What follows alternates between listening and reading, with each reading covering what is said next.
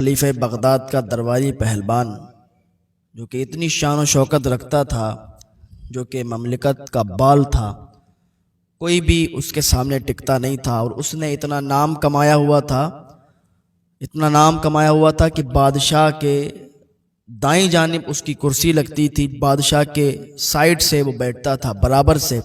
इतना नाम उसने रोशन किया था। बड़े बड़े पहलवान उससे कुश्ती लड़ने के लिए डरते थे क्योंकि कोई उसके सामने टिकता नहीं था।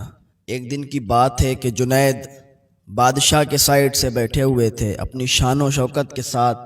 बादशाह भी बैठा था, जुनैद भी बैठे हुए थे कि इसी दौरान दरवाजे पर एक लागर कमज़ोर इंसान, बिल्कुल दुबला पतला और चलने में भी लड़खड़ाता था, वो अंदर आने की इजाज़त चाहिए। तो दरबानों ने उसे दरवाजे पर ही रोक लिया। क्या बात है और अंदर क्यों जाना चाहते हो? उसने कहा, जुनैद जो अपने आप को बहुत बड़ा पहलवान समझता है ना, उसके पास जाओ और जाके कहो कि कोई इंसान आया है और वो उससे कुश्ती लड़ना चाहता है, उसे चैलेंज देने आया है। जुनैद से मैं चैलेंज देता हूँ कि जुनैद से कुश्ती मेरी करवा दो।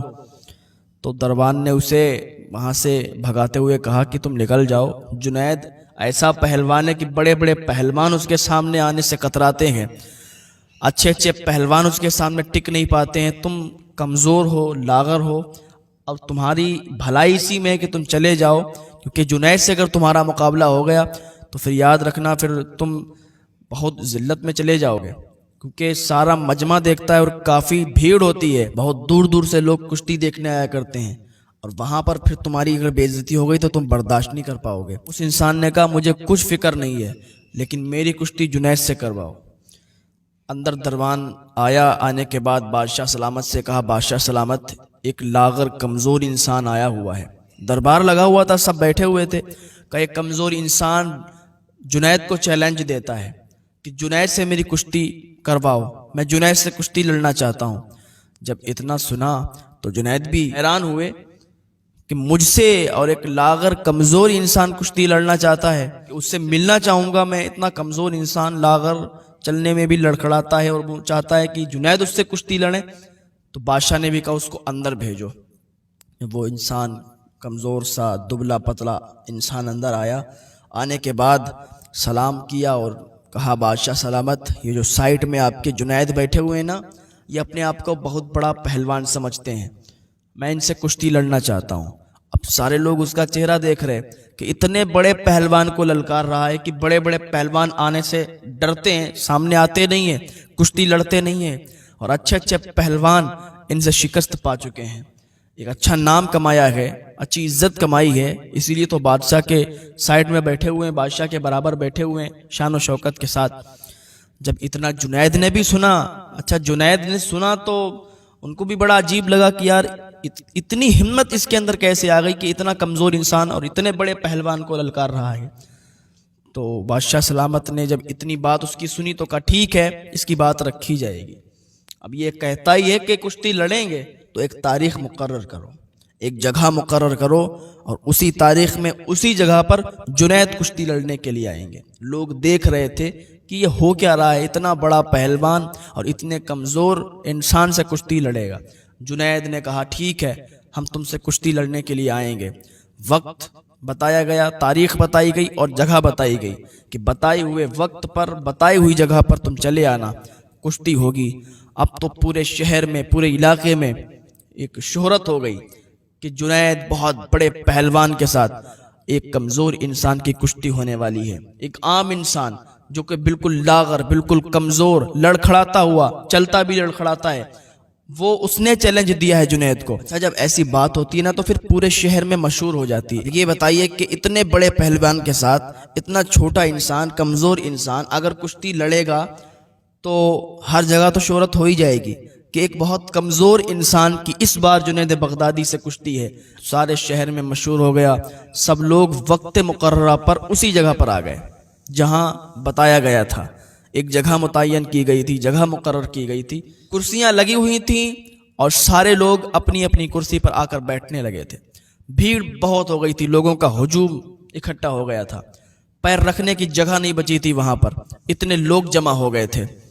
अब بادشاہ بھی اپنی شایان شان کے مطابق آیا، اس کی کرسی خالی پڑی تھی، اپنی کرسی پر آ کے بیٹھ گئے۔ اب ادھر جنید بغدادی بھی بیٹھے، سب لوگ آ گئے، لوگ بس اسی کا انتظار دیکھ رہے تھے کہ آج تو بالکل الگ ہونے والا ہے۔ اب دیکھتے ہیں کہ وہ کمزور انسان کیسے اتنے بڑے پہلوان کے ساتھ کشتی لڑے گا۔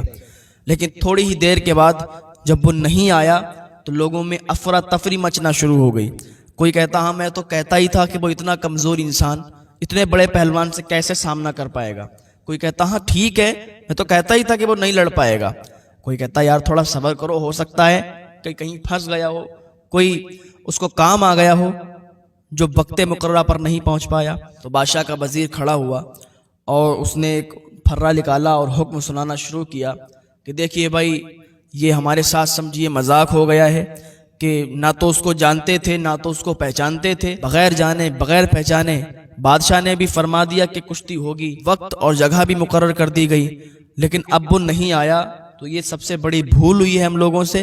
لہٰذا اب یہ حکم سنایا جاتا ہے کہ اپنی اپنی جگہ چھوڑ کر اپنے اپنے گھر چلے جائیں کیونکہ وہ نہیں آنے والا ہے۔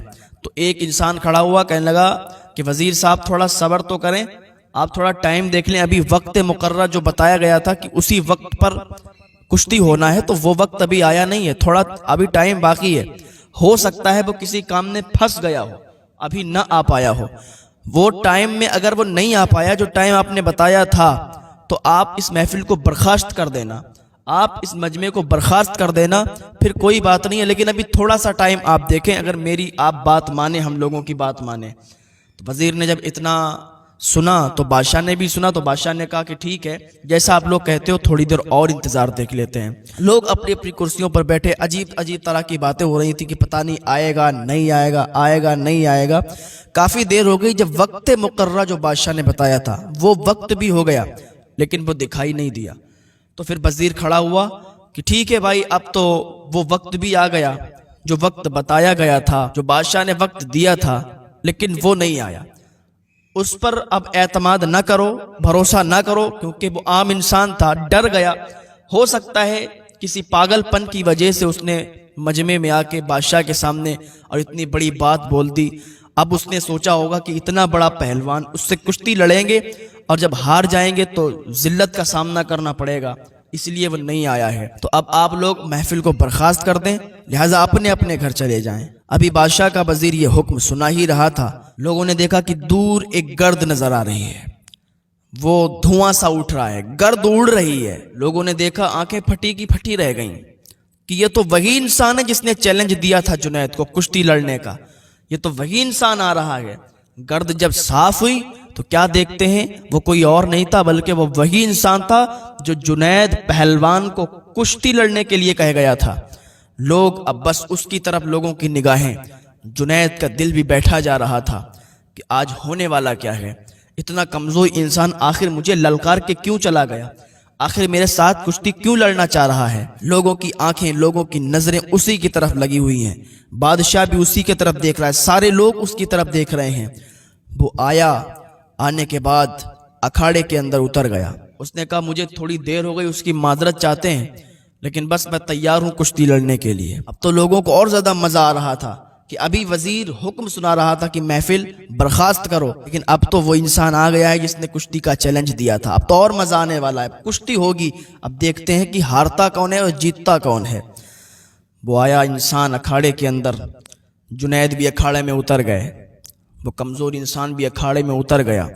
لوگوں کی نگاہیں ٹک ٹکی باندھ کر دیکھ رہی تھیں کہ آج کیا ہوگا، اتنا بڑا پہلوان جنید، یہ کیا اس کمزور انسان سے جیت پائے گا، یا یہ کمزور انسان جنید سے جیت پائے گا۔ یہ سارے لوگ آپس میں گفتگو کر رہے تھے، سارے لوگوں کی آنکھیں ٹک ٹکی باندھ کر دیکھ رہی تھیں۔ جنید پہلوان نے اپنا داؤں لگایا، لاگر کمزور نے اپنا داؤں لگایا، اور دونوں ہاتھ میں ہاتھ ڈال کر کشتی لڑنے لگے۔ تو جیسے ہی کشتی شروع کی تو لاگر کمزور انسان نے دھیرے سے کہا جنید میری ایک بات سن لو، اس کے بعد جو تمہارے دل میں آئے کرنا۔ کہا بتاؤ کیا بات ہے۔ کہا سنو، میں کوئی پہلوان نہیں ہوں، میں کوئی کشتی لڑنے والا نہیں ہوں، میرا کوئی پیشہ یہ نہیں ہے کہ میں کشتی لڑتا ہوں، تم تو دیکھ رہے ہو میں کتنا کمزور ہوں، اگر تم صحیح سے ایک داؤں لگا دو تو ایک داؤں میں ہی میں کشتی ہار جاؤں گا۔ کہا اچھا پھر کہ میں پہلوان نہیں ہوں، میں سید زادہ ہوں، میں رسول اللہ صلی اللہ علیہ وسلم کی اولاد سے ہوں۔